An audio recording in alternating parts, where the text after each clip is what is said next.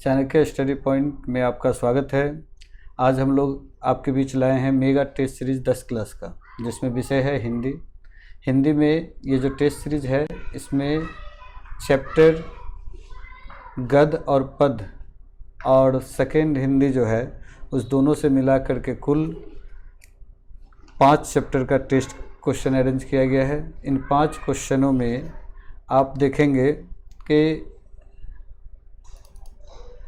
देखेंगे कि पहला गद्य से पहला और दूसरा, पद से आखिरी 2 कविताओं का आखिरी 2 यानी 12वां और 11वां, और इसके अलावा जो सेकंड हिंदी है वर्णिका, उससे मगम्मा जो पहला चैप्टर है वो लिया गया। तो कुल 5 चैप्टर, इसके अलावा ग्रामर का भी हिस्सा है।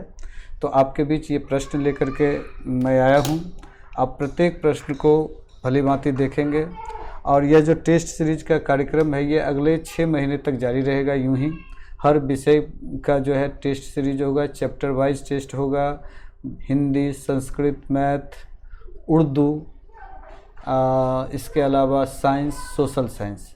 मैं प्रत्येक जो आंसर शीट बना रहा हूँ, आपके लिए जो वीडियो बना रहा हूँ, उसमें मैं इस विषय पे जिक्र कर दूंगा कि किसका, कौन विषय का और कौन कौन सा चैप्टर का है। आप उसको फॉलो करें, निश्चित रूप से आपको बहुत लाभ होगा। साथ ही साथ मैं ये भी बता दूं कि अगर आप सभी भी इस रूटीन के हिसाब से अगर प्रत्येक दिन जो है इस वीडियो के में जो क्वेश्चन है उसको देखते हुए अगर आप भी अपने घर में बैठ करके टेस्ट देंगे, तो मैं कहता हूं कि आपको शायद ही एक्स्ट्रा ट्यूशन की आवश्यकता होगी। इसी से आपका तैयारी हो जाएगा और बहुत अच्छी तैयारी हो जाएगा।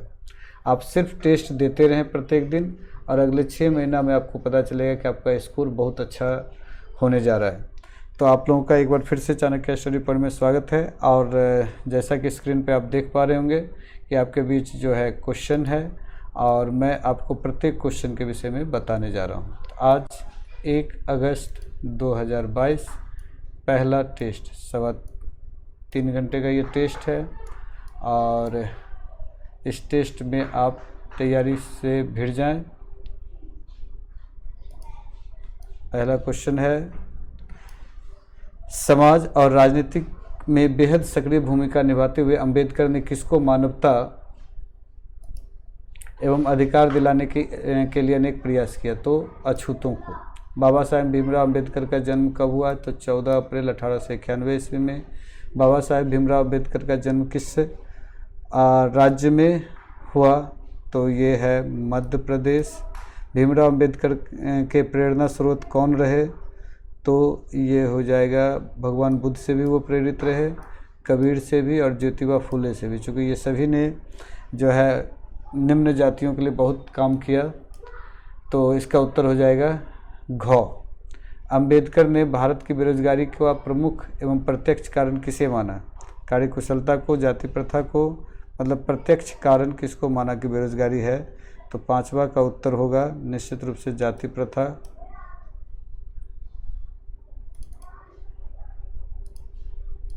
प्रश्न संख्या 6 देखें। खोखा के 2-2 दांत किसने तोड़ डाले? ये विष के दांत से लिया गया है। तो कासू, मदन, गिरधर या सेन साहब? तो निश्चित रूप से इसका होगा उत्तर 6 का बी, मदन ने। खोखा जीवन के नियम का अपवाद था, और यह अस्वाभाविक नहीं था कि वह घर के नियमों का भी अपवाद हो।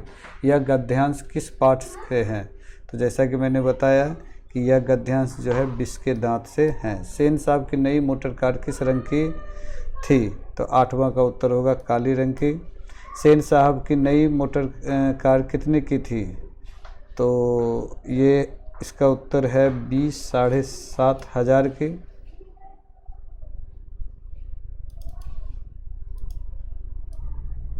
प्रश्न संख्या नेक्स्ट 9 नंबर, सेन साहब की नई मोटर गाड़ी कितने की थी? तो 7,500 की। 10 नंबर, सेन साहब अपने बेटे खोखा को क्या बनाना चाहते थे?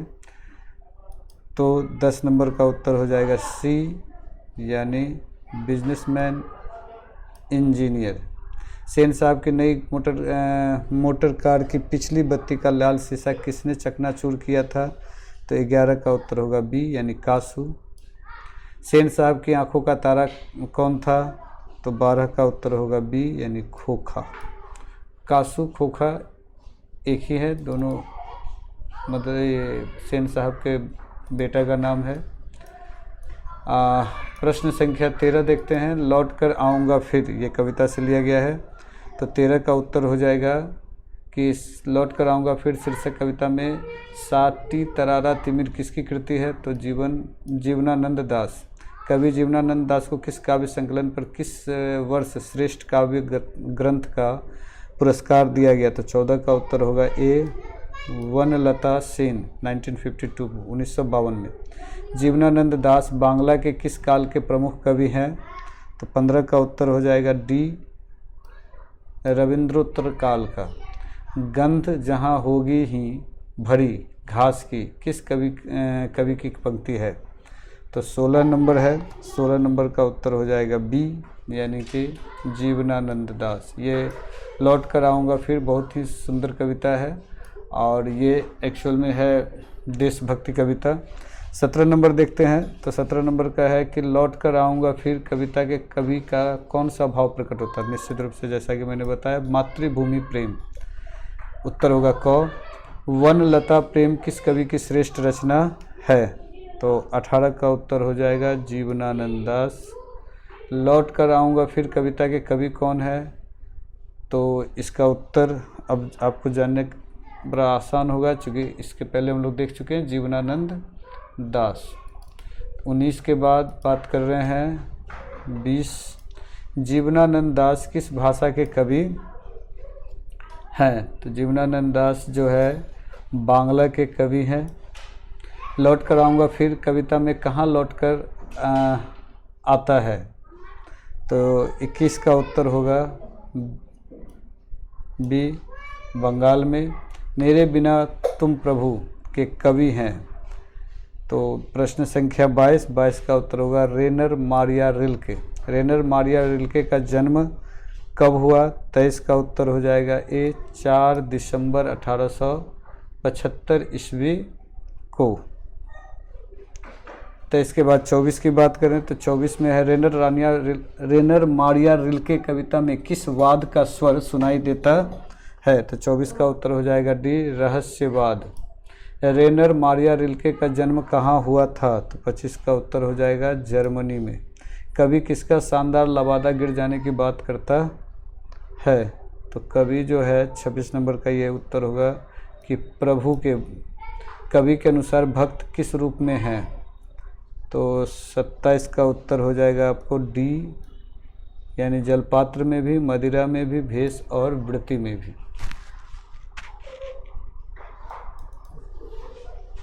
प्रश्न संख्या 28 में है प्रश्न कि रेनर मारिया रिल्के की काव्य शैली क्या है?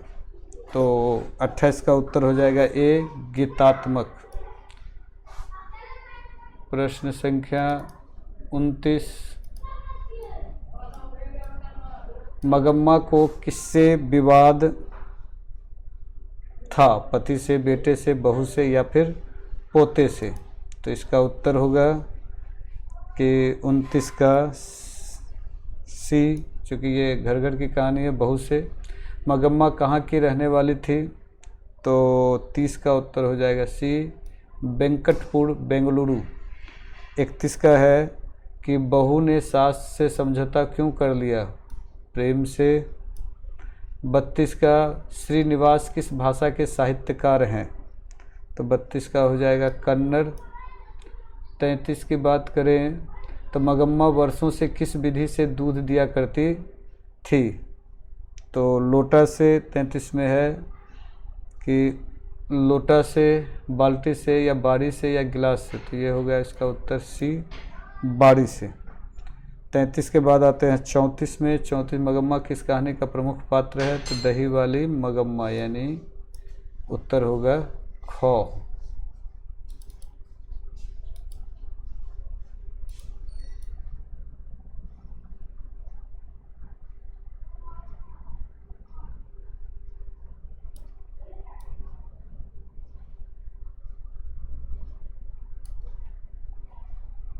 बात करें 35 का, दही वाली मगम्मा कहानी का प्रमुख पात्र कौन है? तो 35 का उत्तर होगा बी, मगम्मा।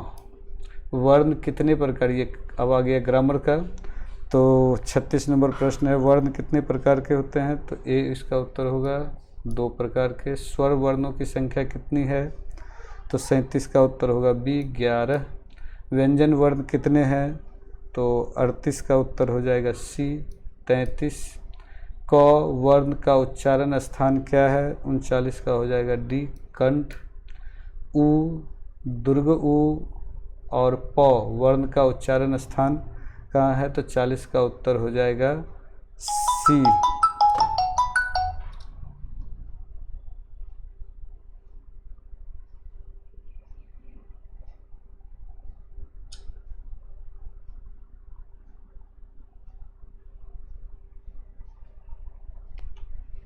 प्रश्न संख्या 40, उ, दीर्घ उ, प का उच्चारण स्थान हो गया, तो इसका उत्तर हो जाएगा 40 का सी, ओष्ठ से। 9 और म का उच्चारण स्थान कहाँ है? तो 41 का भी उत्तर हो जाएगा सी, यानी नासिका से।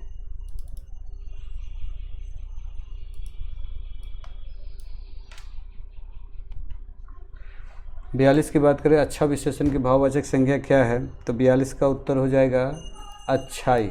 जाति की भाववाचक संज्ञा क्या होगी? यानी 43 का, तो इसका उत्तर हो जाएगा जातीयता। राष्ट्रीयता शब्द में कौन सी संज्ञा है? तो 44 यानी 44 का उत्तर हो जाएगा ए, भाववाचक।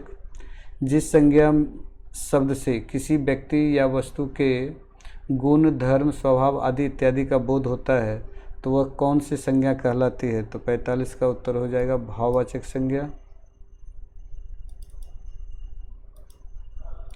उसके बाद बात करते हैं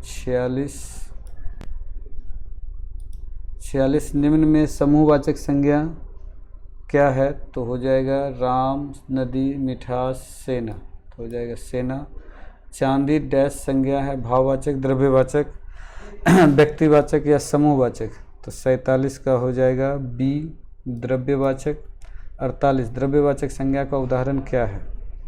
तो ये बहुत ही इजी है कि इसका उदाहरण होगा तेल। यह कविता मैंने लिखी, इस वाक्य में मैंने कौन सा सर्वनाम है? तो पुरुषवाचक, निश्चयवाचक, निजवाचक या संबंधवाचक? तो इसका उत्तर होना चाहिए ए, यानी कि पुरुषवाचक सर्वनाम।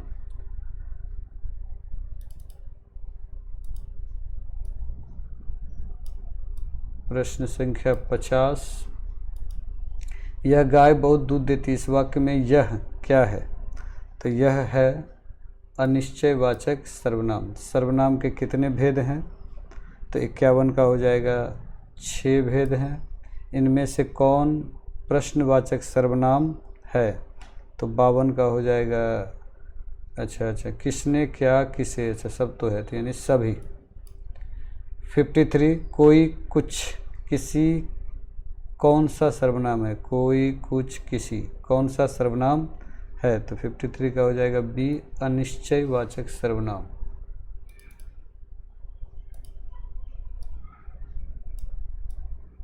प्रश्न संख्या 54, कौन, क्या, किसने, किसे कौन सा सर्वनाम है? तो 54 का हो जाएगा सी, ये प्रश्नवाचक है। जो, वह, जिसे, उसे, सो, जो कौन सा सर्वनाम है?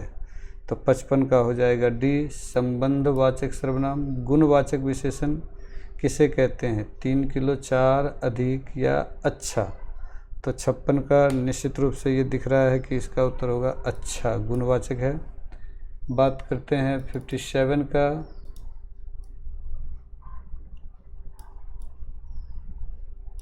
57 का, तो निम्नलिखित में से विशेषण का भेद नहीं है, प्रविशेषण, गुणवाचक, परिणामवाचक, संख्यावाचक? तो 57 का उत्तर हो जाएगा प्रविशेषण। विशेषण की विशेषता बतलाने वाले शब्द को क्या कहते हैं? तो 58 का उत्तर हो जाएगा सी, प्रविशेषण। परिणामवाचक विशेषण है सुंदर, थोड़ा सा, 4 या पुराना? तो 59 का हो जाएगा बी, थोड़ा सा। विशेषण के कितने भेद हैं? तो 60 का उत्तर हो जाएगा सी, विशेषण के 4 भेद हैं। तो इस प्रकार हम लोगों ने इसके अलावा डिस्क्रिप्टिव में ये अभी तक 60 प्रश्न है। 60 प्रश्न में से किसी 50 प्रश्नों का उत्तर देना है। और डिस्क्रिप्टिव में जैसा कि बोर्ड पे दिख रहा है कि स्क्रीन पर निम्नलिखित गद्यांशों में से किसी एक को पढ़ करके जो है जवाब देना। तो ये गद्यांश है, इसमें से 5 प्रश्न है। इस 5 प्रश्नों में से किसी एक प्रश्न का जवाब देना है। गद्यांश में भी अथवा है कि क और ख, इसमें से किसी एक पर जवाब देना है, जिसके लिए 10 नंबर है। 5 प्रश्न है, प्रत्येक के लिए 2-2 नंबर है, तो 10 नंबर। या तो क का जवाब दें अथवा ख का। फिर प्रश्न संख्या 2 की बात करें तो इसमें भी गद्यांश है और इसमें भी अथवा है, यानी इसमें भी 2 गद्यांश है, किसी एक का जवाब देना है। प्रत्येक पर 5-5 क्वेश्चन है और प्रत्येक के लिए 2-2 नंबर है, तो ये भी 10 नंबर के लिए। तो 2 गद्यांश हो गया। ये बड़ा आसान है, किसी भी बच्चे के लिए बनाना आसान हो जाएगा अगर ढंग से इसको प्रैक्टिस कर लेंगे तो अगर सब टेस्ट को देखते हैं हमारे यहाँ चैनल पर तो निश्चित रूप से इतना प्रैक्टिस हो जाएगा कि कोई भी गद्यांश से 10 दूनी 20 नंबर तो आ ही जाना है बोर्ड में। तो 20 नंबर इधर हो गया। इसके अलावा यहाँ पर है 3 नंबर का प्रश्न कि निम्न का विशेष एक विषय पर जो है लेख लिखना है। छात्र, अनुशासन, समय की महत्ता या दीपावली, तीनों में से किसी एक पर अपने प्रधानाध्यापक के पास 2 दिनों के अवकाश हेतु एक आवेदन पत्र लिखे या मोबाइल फ़ोन के दुरुपयोग पर 2 छात्रों का संवाद को लिखे। फिर है 5वां नंबर प्रश्न, निम्नलिखित में से किन्हीं 5 प्रश्नों का उत्तर दे 20 से 30 शब्दों में। जैसे पहला ही चैप्टर से जाति स्वाभाविक विभाजन नहीं है, क्यों? लेखक के अनुसार आदर्श समाज में किस प्रकार की गतिशीलता होनी चाहिए? कासू और मदन की लड़ाई के अक्सर कौन जीतते हैं? गिरधारी सेन साहब की फैक्ट्री में किरानी था। गिरधारी सेन साहब की फैक्ट्री में किरानी था। थोड़ा ये इस प्रश्न में एरर लग रहा है। वनलता सेन को कब और क्यों पुरस्कृत किया गया? मेरे बिना तुम प्रभु कविता का केंद्रीय भाव क्या रहा? रगम्पा कौन था और क्या चाहता था? मगम्मा कौन थी?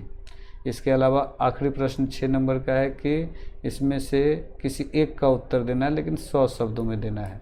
20 के दांत की कहानी का सारांश मेरे ख्याल से आसान है। इसके अलावा है मैं तुम्हारा वेश हूँ, तुम्हारी वृत्ति हूँ, मुझे खोकर तुम अपना अर्थ खो बैठोगे।